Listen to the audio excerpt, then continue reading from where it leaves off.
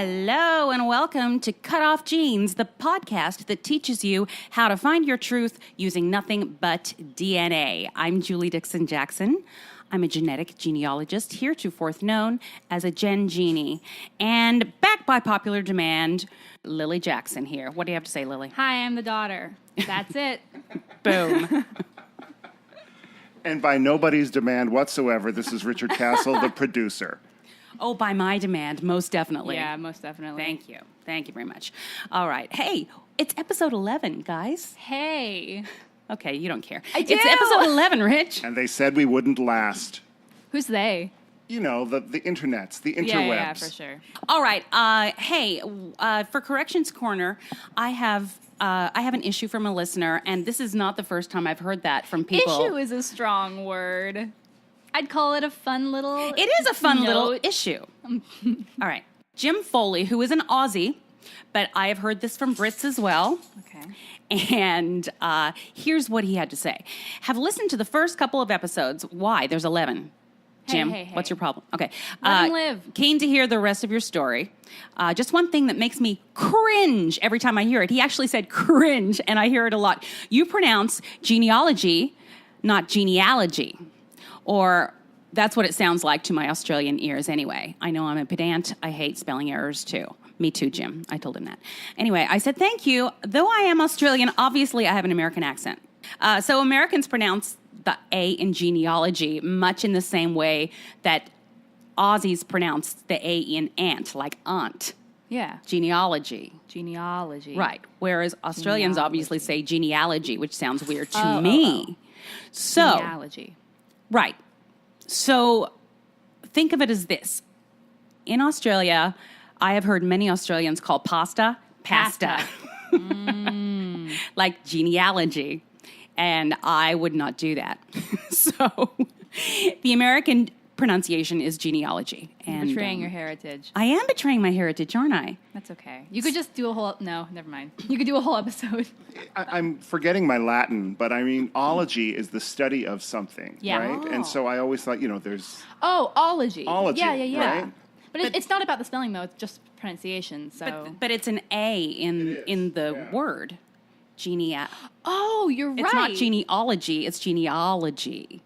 See, it sounds like an O to Australians and Brits, but it's actually an ah. It's a long A as opposed to a short A, which is an A. Genealogy. All right, so that's enough of that. Hey, there's a fan on in here today, just so that you guys can, if you guys I'm the hear fan. Hi. Yes, thank I'm you. on. And I'm always on. She's not kidding. We are recording from the surface of the sun today, so we needed a fan in here. And so if you hear wind noises, that's what it is. Yeah. And if you hear a dog, we have a dog and a fan. The dog has nothing to do with the heat, but he is always with us. The dog is not in heat either. Oh, my God. My daughter gets so embarrassed of me so easily. All right. Hey, let's talk about genealogy, shall we? Genealogy? Genealogy. Maybe just for Jim. Nope. No. Okay.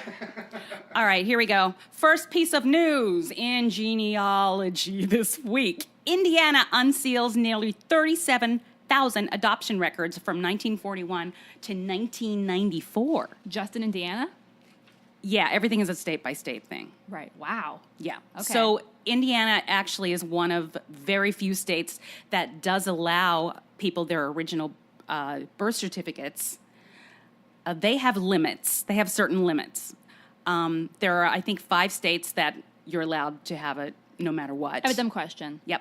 So when you're adopted, you have a new birth certificate Yes. with the new adopted parents on that? I believe so. Okay. I believe in the U.S. they have... So like you, well, it's different because Australia, but Right. you have 2. Yes? Yes, I do. But my other birth certificate that I got passports on in Australia was an actual extract, and it just says, this is to certify that Julie Lisa Dixon was born in this place and nothing else. Oh, It's like okay. I sprung up out of thin air. So anyway, going back to Indiana. Sorry. Thousands of Hoosiers have already applied to take advantage of the new law that allows them to access their sealed adoption records. The law passed during this year's legislative session and later signed by the governor allows nearly 37,000 adoption records, like I said, from 1941 to 1994 to be unsealed. That's really cool. That is really cool. Yes. I don't understand what they're sealing.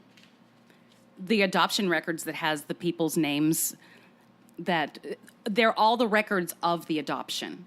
So, And are those usually sealed across the map? oh yes. I guess that's an obvious. Well, it okay. used to be that way. I think it's come around. We've come a long way, baby. But up until mid 70s, everything was very hush hush. Oh. Correct me if I'm wrong, Julie, but it had to do with sort of the shame. You know, it was considered like a shame to have a child and give it up, or to perhaps, have a child out of wedlock. And anytime, so that's why the records were sealed, to sort of protect the reputation of the Okay. of the mother. Right. You know. Well, right. It was to protect the reputation of the mother and to keep her secret, and also protect the parents, the adoptive parents, because they had the option of never telling that child whether or not they were adopted. Right. Oh, which I don't think is a good idea ever. Maybe not. Maybe Yeah. not that. Right. So there is one little problem. While the new law allows the records to be opened, birth parents still have the option, if they know about it, to request that they stay sealed, and the state says some parents have already done so. Oh. So if you hear about this law and you have that secret, you can yourself say, no, I need to be protected. So theoretically, like someone who knows they're adopted, but the person doesn't know their birth parents, Yeah. could go in and be like, I'm accessing them. Yeah. But they're like, no, they're still sealed. Yes, they can say that person has contacted us and has said they that would like them sucks. remain sealed. So, which basically means, once again, that the parent has more rights than the other human being. Cute. Yeah, cute. Anyway, that's a cool thing happening in Indiana. Thanks, Yay. Indiana. Thanks, Thank Indiana. you. Thanks, Hoosiers. Here's something else I discovered this week. Do you know what resistance genealogy is? The name says it all, but tell me more. So Jennifer Mendelsohn is a journalist and ghostwriter. She's a former People magazine special correspondent and Slate columnist.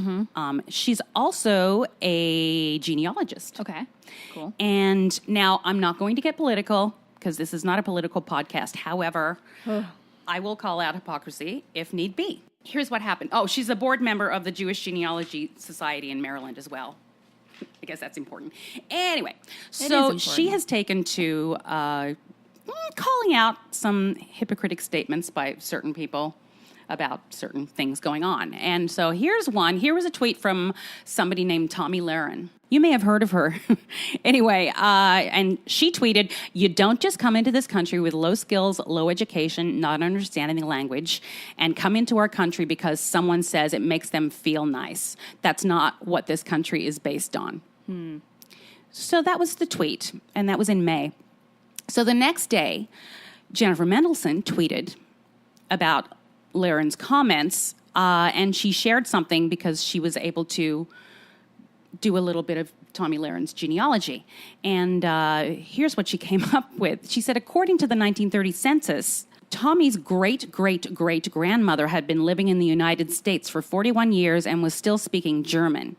Lahren's great-great-grandmother spoke no English after living in the United States for a decade, and her great-grandfather's 1884 baptism was recorded in Norwegian.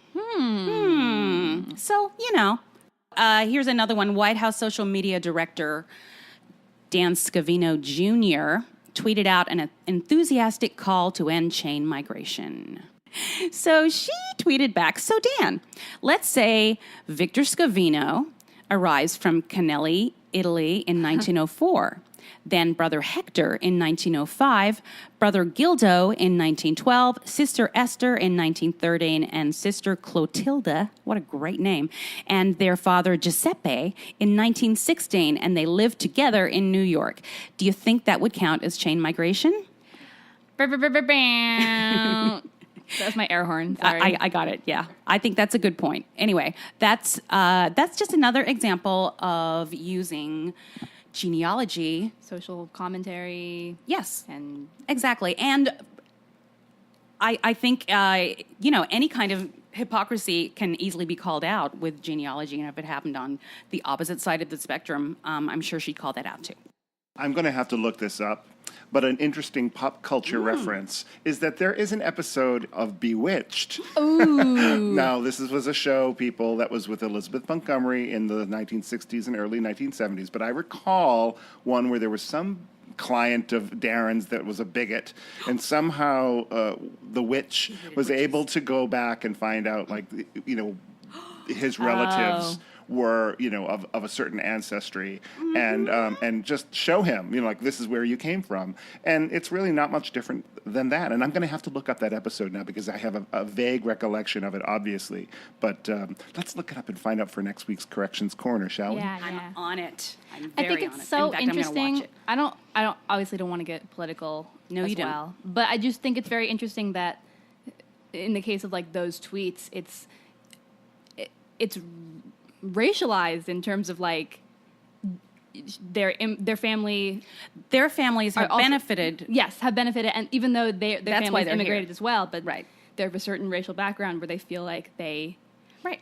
it's okay to do the same thing Right. as what's happening now. Exactly. So, Well, what you're saying, and you're because you don't want to be political, and I'm not afraid to be political, is Oh, that boy. these are people who came from Europe, European and countries, not from yes. from the south of the border. And I think that people look at that as different. But if you really went back in time, the people that came over from Europe were treated the same way. Oh, absolutely. The My, Irish my were- grandmother was yes. Irish, and when she came to this country, through Ellis Island and ended up in New Jersey, the Irish were the bane of existence. Mm-hmm. And before them, it was the Italians, and then there was the Jews, and so it was always somebody. And it's just today, now it's somebody else, Yeah. and it will be, in 50 years, it'll be another ethnicity. you are correct. Thank you for that input. Okay. So, I encourage everybody to have their DNA tested, and I've told Oh, you yeah. about all the main companies that are highly recommended and proven to be authentic. Mm-hmm. However, not no. all DNA testing companies are legit. So, a Canadian testing company has been accused of sending back supposedly human ancestry results on a faux sample that actually came from a Chihuahua named Snoopy. Wait. No. Yes. Wait. Like a person got back their DNA and it was like, you're a dog. No, other way around. A dog They does that. sent the dog's DNA in, and it came back saying that they were part Native American. Oh my God. And the reason they said that, the company in question is Viagard Acumetrics. And it's been exclusively used to verify whether prospective members of the Confederation of Aboriginal People of Canada have any genetic ties to the indigenous populations of Canada.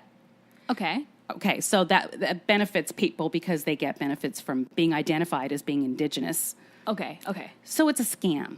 Wait, my question is, it's not for dogs, right? No, it is not for So dogs. they sent it in to be like, let's see what they do? Precisely. Those who were confirmed to have indigenous DNA via the lab results are then given a CAPC membership. The results would supposedly not only confirm someone's ancestry, but narrow down the tribes of the First Nations community they belong to.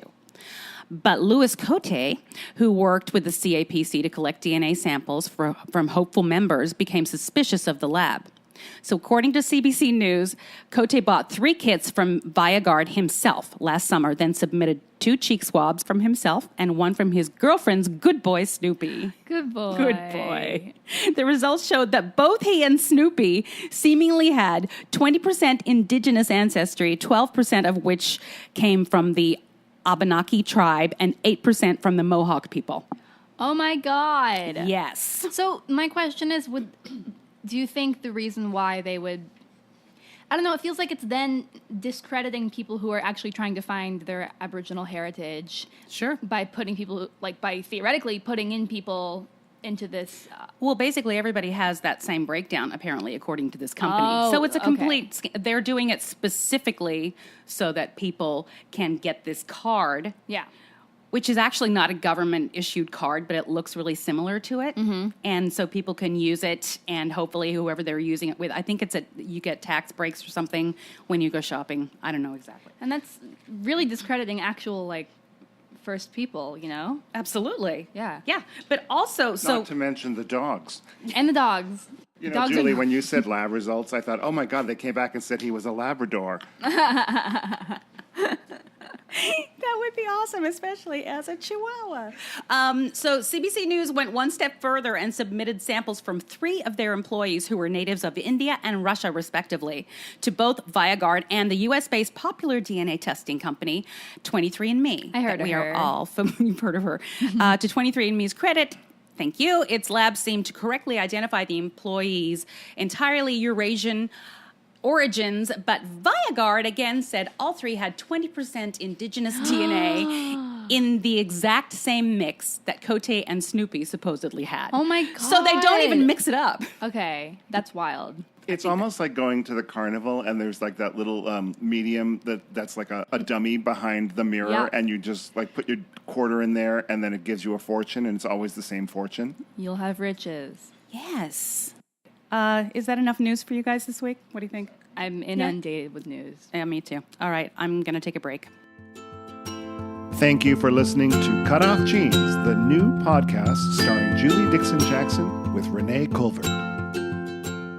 Welcome back, everybody. How was your break, Lily? Good. I drank water. You asked. We all should hydrate. Yeah. All right. So it's time for, you know what time it is, Lil? 11:40. Didn't we do this last week? Yeah. Okay. I'm a one-trick pony. It's time for listener question of the week. Oh, I knew that. You actually did, didn't you? Kind of, yeah. Yeah, okay, fine. All right, so Colette Wilson has asked a question. She actually asked it this morning, and I think it's very timely because it's a really good question, and I want everyone to know the answer. So she says, I've been asked by a person linked to me through Ancestry DNA to share my DNA results with him. I don't know how to do this, but also don't know if it is advisable to do so. What is your advice? Because it is very. What do you think? It is very personal. I mean, yes, but Ish. Okay. I guess my question, because I'm not really. Yep, I don't use. I want to know Ancestry, what your and I feel feelings are on like. this. So, say you submit a test, and then you get it back, Mm-hmm. and then it's partially when you put together a tree. It's partially through like what you've submitted, but also like what's online publicly, and you can connect with other people. So Your DNA, all you're getting when you let somebody view your DNA matches or your DNA results is your ethnicity breakdown and your DNA matches. So that's what she's asking about? Yes. Okay. So you're not getting anybody's data. You're not getting anybody's chromosomes. You're not getting anybody's anything. All you're getting is access to their list of matches. Okay. And there's a reason for that. Okay. And it's a good reason.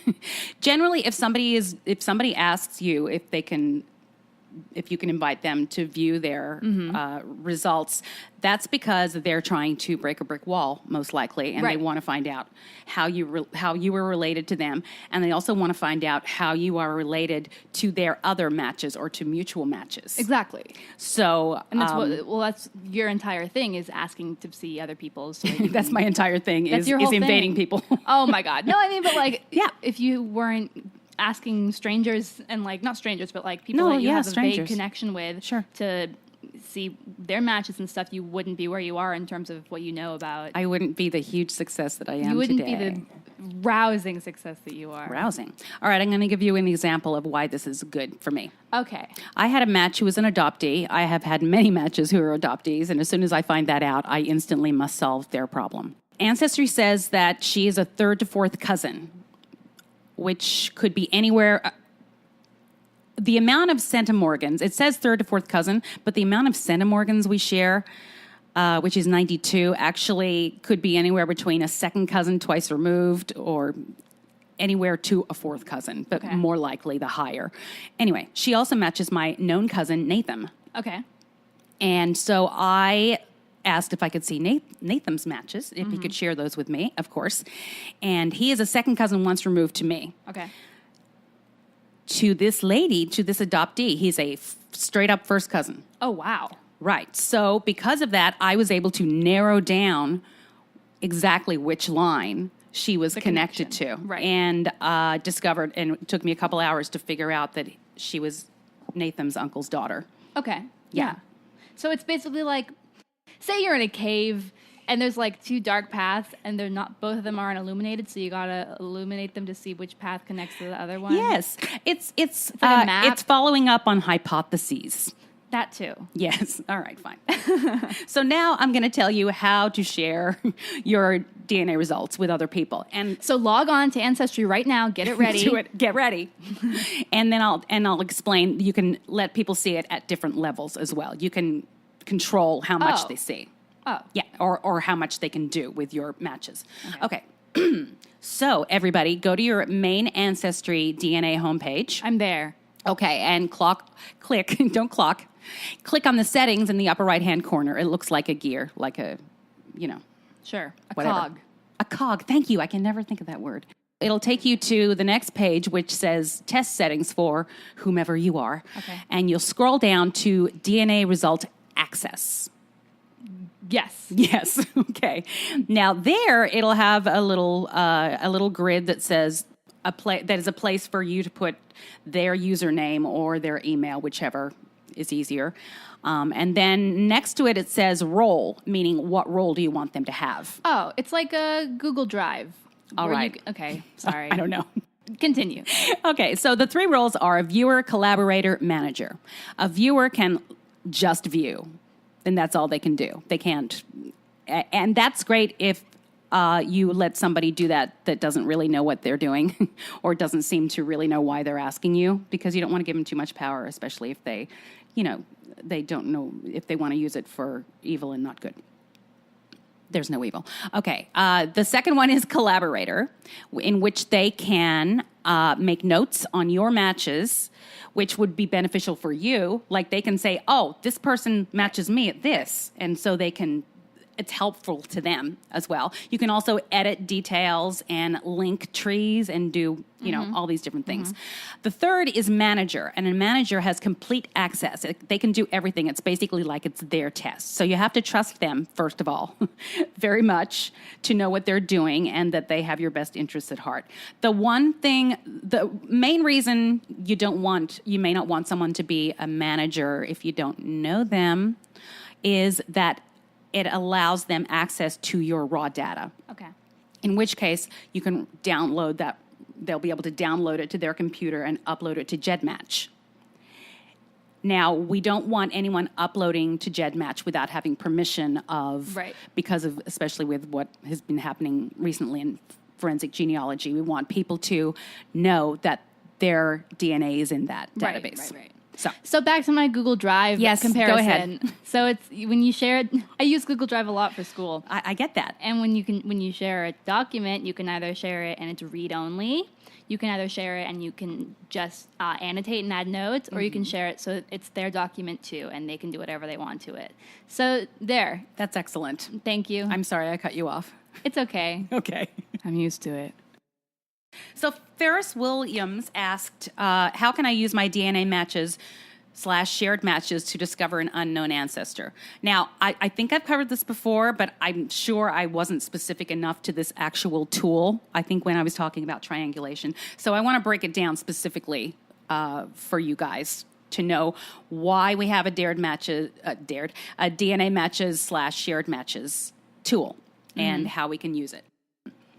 So, given the lack of a chromosome browser, the shared matches tool is one of the most powerful tools.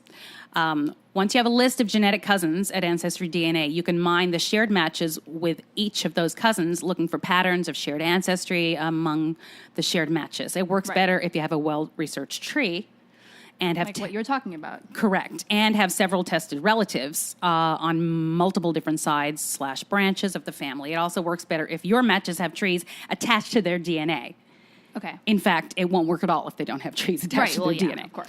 Here's what you do. The Shared Matches tool can be found by clicking on a genetic matches profile and then clicking on the Shared Matches tab.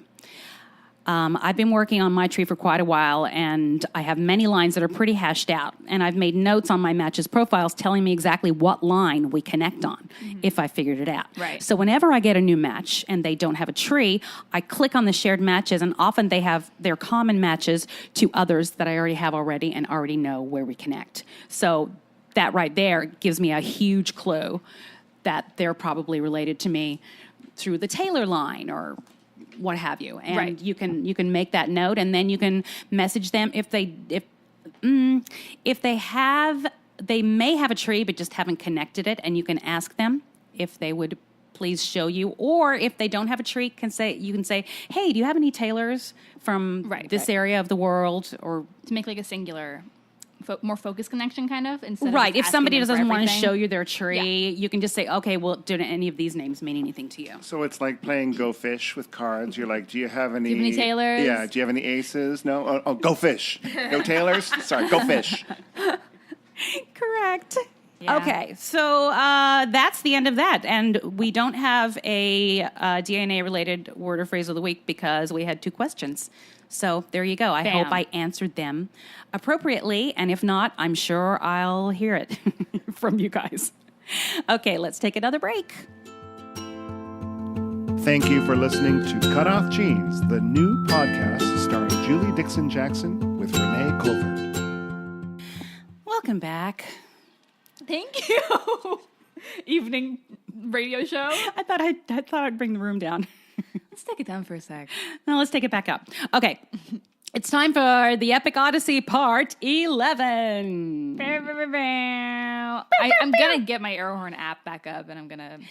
Have you heard what Renee does? No. She does a bugle. Like... Dun, dun, dun, dun. Yeah, exactly. I'm Renee. I'm the Renee now. I'm Renee. That's the old Renee. We need to go on to tell the truth. To tell the truth. to know the truth. I'm Renee Colvert. I'm Renee Colvert. I'm Renee Colvert. Okay, quick, let me get my hate time this. machine if we can go back 40 years. No, To Tell the Truth is on. Did you not know that? Yeah, it is. Yes. So when last we spoke, I had started a relationship with my sister, Yep. Louie. Yes. My half-sister, Louie. Yep. Huey, Dewey. Yeah. And as well as my other... Siblings. No, the other 2 didn't talk to Oh, me. right. Well, one, actually, the boy did a little bit, but he was like, hey, great. Goodbye. But he didn't, wasn't into a conversation. Right. And Huey was having none of it. But that was fine. Okay. And we really got to know each other. It was fun. And as I mentioned last week, she knew nothing about the Campbell line, nothing at all. And she knew very Refresh little on the Campbell line. Malcolm's line. Yeah. Okay. Right. That's what I thought. Malcolm is my biological father. And who are you? I am Julie Dixon-Jackson. Oh.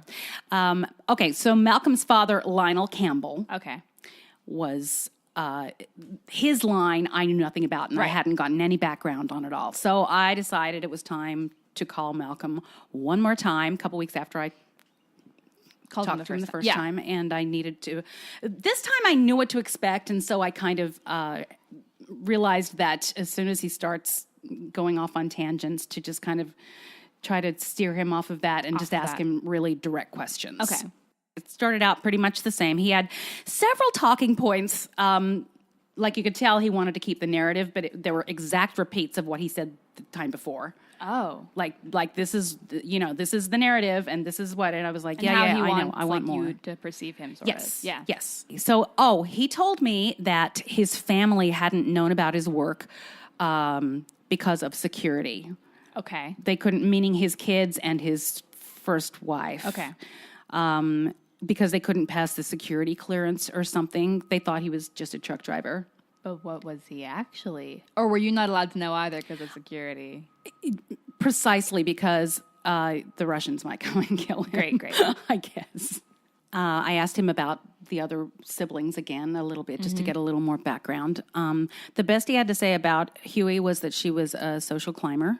Which one was Huey? Huey's the oldest sister. Got it. And Dewey is the brother, and he said he was a drug addict. Wow. Yikes. But that's all. Louis was okay because she still talked to him. Oh, I So, see. But she didn't know about his super secret past either. Okay. So he was basically setting it up as to, just because if you say something to them, it's because they didn't know because I had to, because of the government. Oh, okay. Anyway, so I decided to get him off that, and I just wanted to know about the Campbells. Mm-hmm. So he told me that Lionel had 2 sisters, Thelma and Merle. Okay. I came to find out her name was actually Merlin. Ooh, I like that. cool name. I like wizards. They married brothers that were heirs to the Viscount cigarette fortune. Okay. Once again, let's talk about them and then let's pump it up. He was an expert on everything that he brought up. He obviously read a lot or watched a lot of documentaries. Would you call him smart? He spoke, yes, he spoke with Eloquent? authority. Yeah, okay. Yes. He definitely spoke with authority, and I could see how he had gotten by in life. So I had that info from him. Oh, I also was asking him, I asked him when I was asking about the Brandt family, I said, oh, what do you remember about his grandmother, Gertrude? And he said, Gertrude, my grandmother. I said, yeah. And he said, oh, yeah, she was the Queen Mum's matron. Oh, my God. First of all, when Gertrude was in England, the Queen Mum was not the Queen Mum. Mm-hmm. She was the king's wife, I believe. I actually recorded one of the phone calls. Mm-hmm. And I found it yesterday, and I listened to it just to, get me back in that place Zone. of crazy things that he would say to me. And by the third phone call, I'd actually started calling him out. Really? Yeah. And I said, wait, what? What do you mean she's the Queen Mum's matron? And he knew that I'd caught him. Uh-huh. And he backed off. Ooh. He was like, oh, well, and he immediately changed the subject as soon as I asked him for clarification. So I went and researched these two sisters and sure enough found them. Mm-hmm. And they were indeed, now this is the one truth that he ever told, from what I can tell. They were indeed married to the heirs of the Viscount cigarette fortune. Wow. We're going to call them the Landons. But they weren't brothers, they were uncle and nephew. Okay, that's better. So I found Merle's obituary online from January 2014. So she had just passed away that January. This was the summer of 2014. So I just missed her. And I contacted the funeral home and I gave my information saying I was family, and asked them to forward it to her family. Right. Maybe I could. So within a couple weeks, I was talking to Gloria, Mal's first cousin. She had taken care of Merle up until she passed. She was with the family. Lionel had moved to Queensland after the divorce. He'd kept in touch with his sisters. All right, so I did more research on Clary and discovered that he had 5 siblings, and they were all from South Australia. His father, William Campbell, had arrived in 1885, so not 1805, and married Elizabeth Carnes. Mm-hmm. Her parents were William Carnes and Eliza Walton, who had also come over for probably the gold rush. Uh-huh. Actually, Eliza Walton was from a very poor family, and I found records of her being in what is called a workhouse in Marylebone in London. So workhouse in Les Mis, where they sing at the end of the day. Pretty much, yeah. Cool. Yeah. Cool. A workhouse is like what they used to call the poorhouse, where families, they would go there for however many nights, and they would have their clothes washed, and they would do work. At the end of the day, you're another day older. Okay, sorry. We just received a cease and desist from Claude of Schoenberg and the Les Mis creators. Bublé, I think. Alain Bublé. Oh, Bublé and Schoenberg. So anyway, yes, Eliza was, and in looking, so they have registers from these workhouses, and there was actually a note written from one of the people that ran the workhouse regarding her family, and it says, this mother is...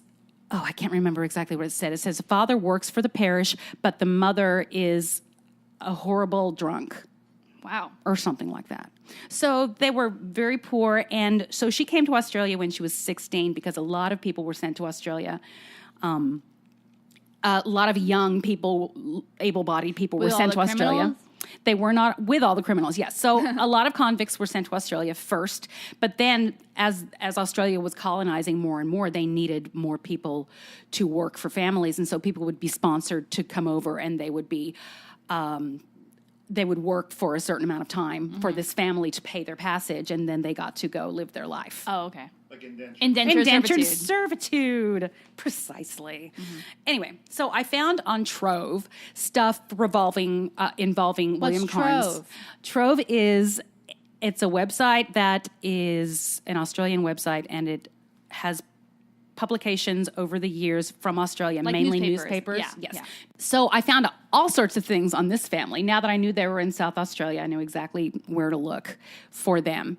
And one of their sons was named Solomon. And when he was 9 years old, he stole chickens because he wanted to sell them to buy some fruit. Valid. Sure. And because of that, he was spent a year in industrial school, which is basically a reform school. 2 years later, I found another article about the same Solomon Carnes, and he had now stolen a goat. Ooh, he leveled up. So, yes, he had upped his livestock game, and I don't know what happened to him after that, but Horses, probably. probably. Anyway, finally, I came across something called the Price Tragedy. Now, they lived in a place called Port Price. So this is from Friday, 27th of January, 1899. On Friday afternoon last, the city coroner held an inquest at the Adelaide Hospital on the body of William John Carnes, who died at the hospital on Wednesday night. Evidence was given by Solomon Carnes, Solomon of the Goat chicken and the stealer. goats, yes, son, and Elizabeth Carnes, wife, Dr. J.W. blah, blah, and Mounted Constable Hillier, so there were horses, and Thank God. and the jury, without retiring, returned a verdict of suicide. Oh, wow. In the course of her evidence, Mrs. Carnes said that she had not lived with deceased as his wife for 18 years, had not admitted him to her house, but he had frequently burst open the door and entered. On Sunday, she saw him coming and locked the door. He asked to be admitted, saying that he had a letter for her. Requested him to put the letter under the door, and he said he would not and needed to hand it to her personally. She told him to go away, but he broke open the door. She ran and jumped out of a window. Oh, my God. But before she had gone far, she was hit on the head 3 times by a stick similar to the one produced. In parentheses, the stick was loaded with lead at the top and broken. Ow. Yeah. Fell to the ground, and he struck her with a knife in the throat several times. Grasped the knife and received several wounds on her hands. She was screaming murder when he stabbed her in the throat. Oh, and when he stabbed her in the throat, he said, "That will stop your gullet." After that, he left her, and she went to a nearby hotel for help. So that's all I this have was of this. Elizabeth? This was these were my third great grandparents, I think. I'm confused because in the article, I heard it as though just he was dead and the two. No, she didn't die. I'm Even though going to continue. Yes, he had wounded her. He in went the throat back with to a the knife house. and she Yes. survived? Well, he obviously didn't. It probably just like slight lacerations. A flesh wound. It was flesh wounds. Flesh wound. Right. So she went to the pub. He went back to the house, and Solomon of the goat Stealer. had heard the commotion, run to the house. He walked in the front door. His father was laying on the floor and had slit his own throat. Oh, my God.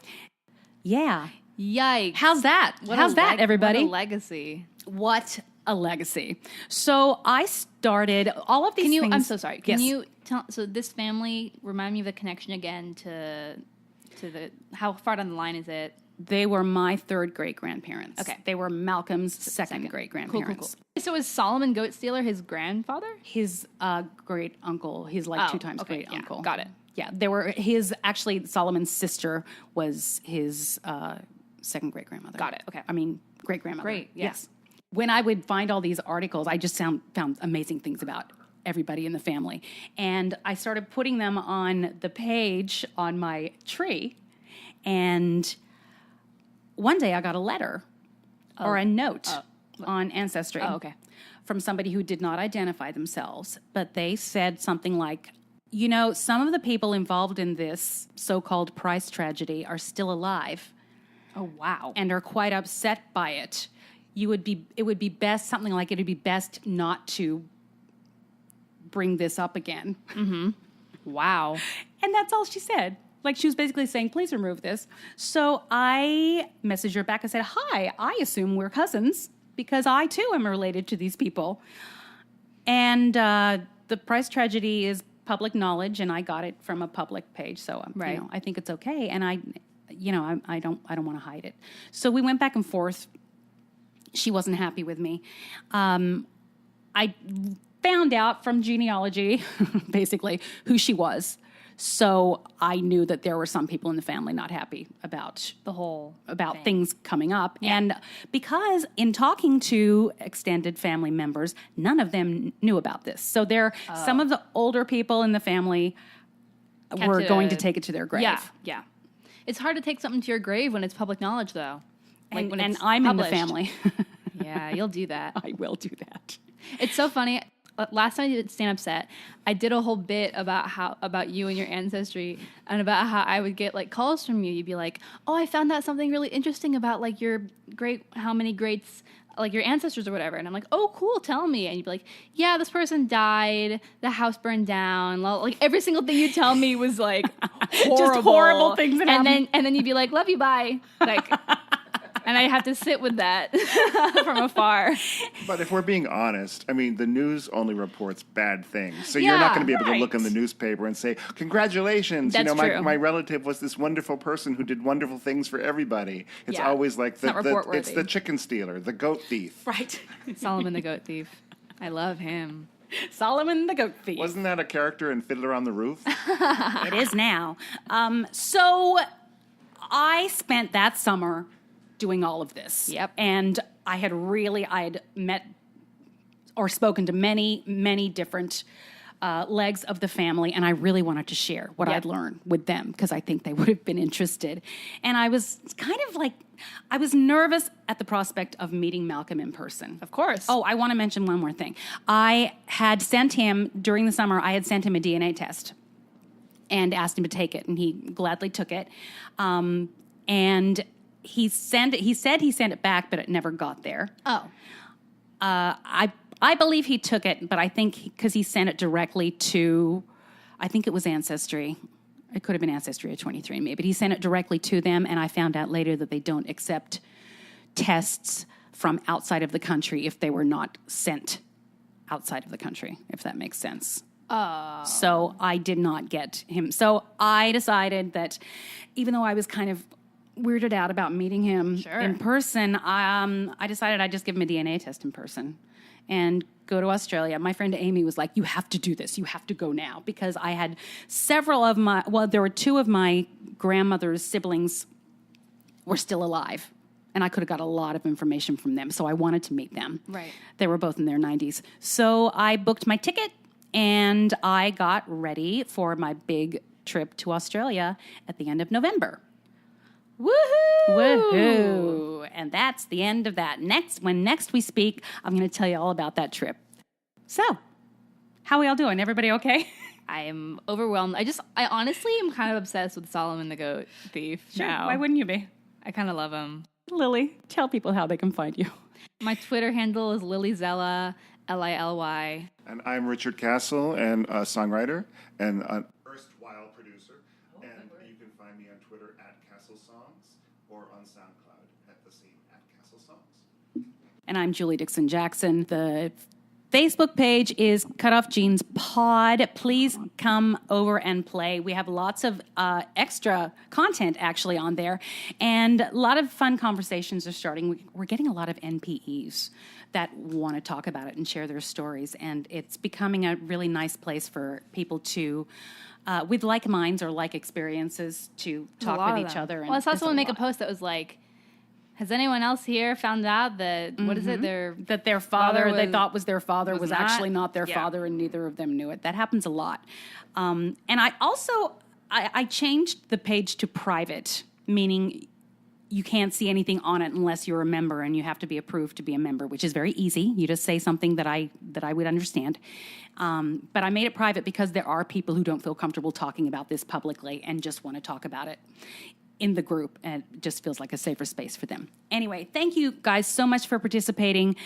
Follow us on Twitter at Cutoff Genes Pod. You can email me directly Jules Jackson at cutoffjeans.com. That's Jules with 2 O's. So thanks a lot, you guys. I hope you enjoyed the show. Please remember to subscribe, rate, and review. The ratings and reviews are very helpful for us. It gets us a little more visible for everybody. And share with your friends if you're enjoying this. I'm loving the reaction. And it's very gratifying. It is. Yeah, even from my daughter, who doesn't care. I do. Okay. All right. So anyway, guys, we will see you next week. One last thing. I want you to know that the truth is in your genes.